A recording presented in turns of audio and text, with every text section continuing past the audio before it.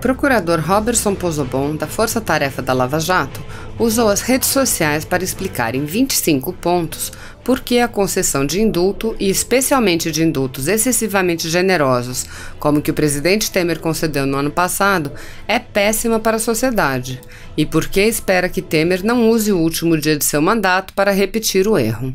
Na introdução, Pozzobon pede desculpas por se alongar, mas diz que o tamanho do texto é proporcional ao tamanho do problema e de sua indignação com o que ainda pode acontecer no último dia de 2018.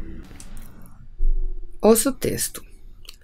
Desconfie dos frutos jurídicos que só existem no Brasil.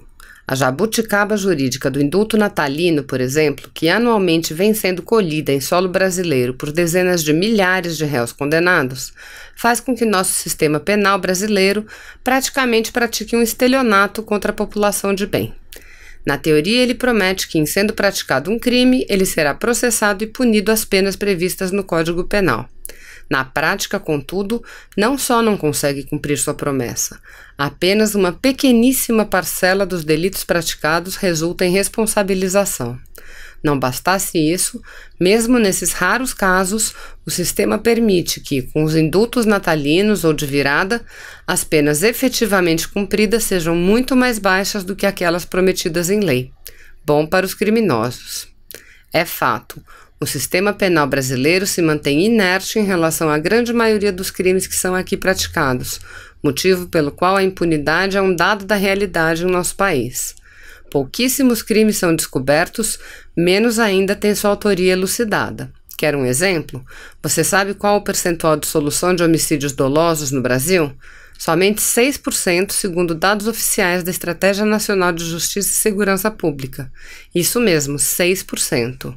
Sendo esse um crime gravíssimo e violento, que é sentido e percebido imediatamente pelos familiares das vítimas, que cobram das autoridades providências, imaginemos os crimes contra a administração pública, corrupção, por exemplo, em que as vítimas não são específicas e muitas vezes são as últimas a perceber que foram roubadas. Mas digamos que a autoria do crime tenha sido elucidada. Aí o desafio que traz um novo gargalo é a obtenção de provas suficientes para a propositura de uma acusação criminal.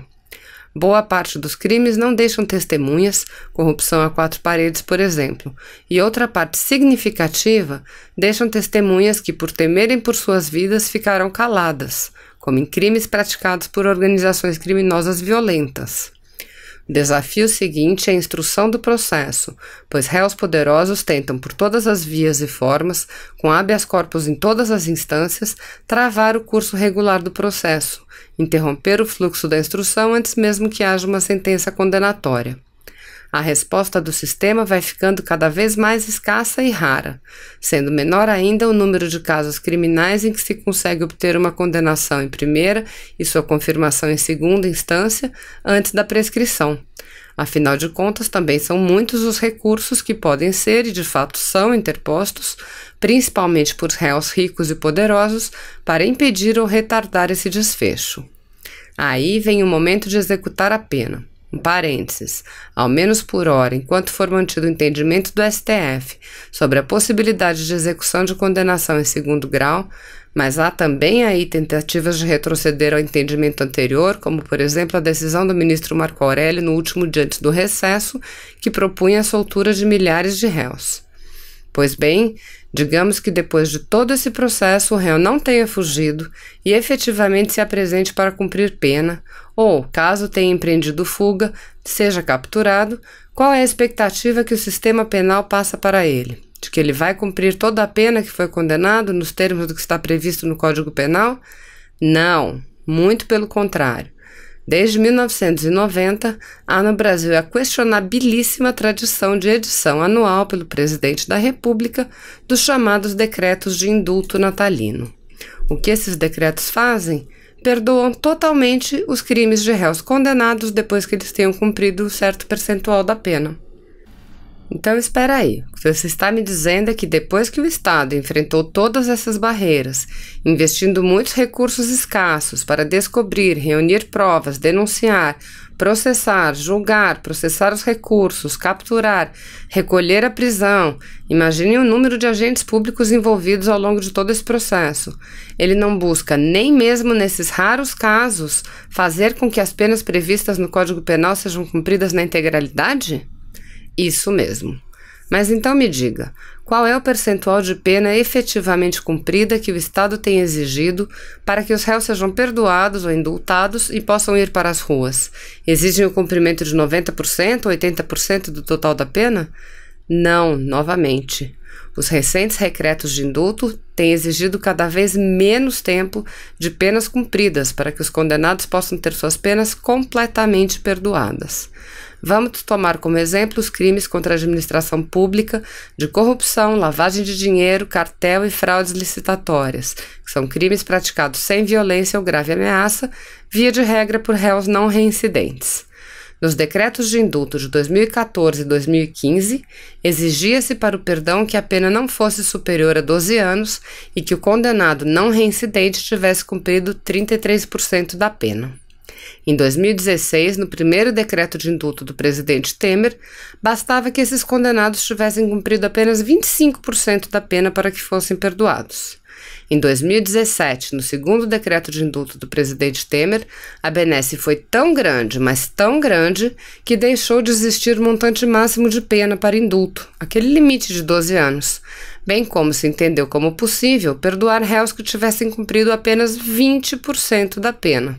Isso mesmo, 20% da pena.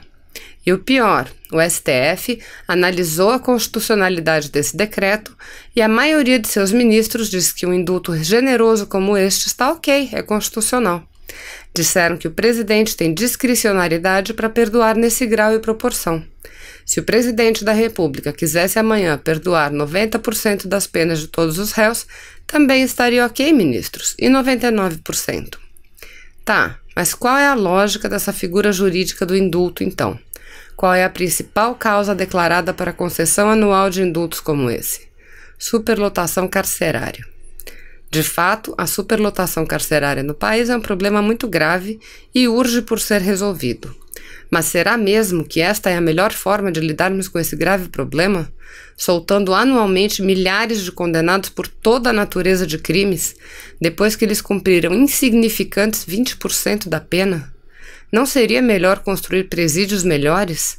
Fazer com que os condenados por determinados crimes menos graves cumpram penas alternativas, ou melhor, adequadas, ou penas em estabelecimentos penitenciários diferentes, onde não sejam cooptados por organizações criminosas?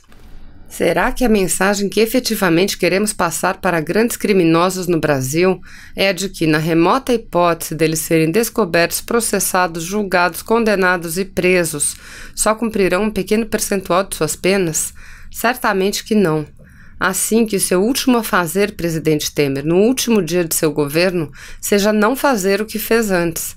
Quem planta o indulto amplo, cultiva a impunidade e colhe a criminalidade. Desde que a justiça seja feita, que penas sejam cumpridas. Assim, Vossa Excelência semeará em todos, criminosos ou não, a esperança de que o Brasil está de fato levando o combate à corrupção e à macrocriminalidade a sério. Não nos amarremos a velhas e inadequadas tradições, pois elas só nos impelem a eternizar um passado de velhos e graves problemas. Afinal de contas, em que pese tenhamos alguns bons exemplos de enfrentamento da impunidade, ainda estamos bastante longe de nos pautarmos pela máxima de que não se mexe em time que está ganhando. Se você apoia Jair Bolsonaro, curta este vídeo, manifeste a sua opinião e compartilhe para que a vontade do povo brasileiro seja conhecida. Inscreva-se no canal para ter acesso gratuito ao nosso conteúdo. Uma produção Folha Política.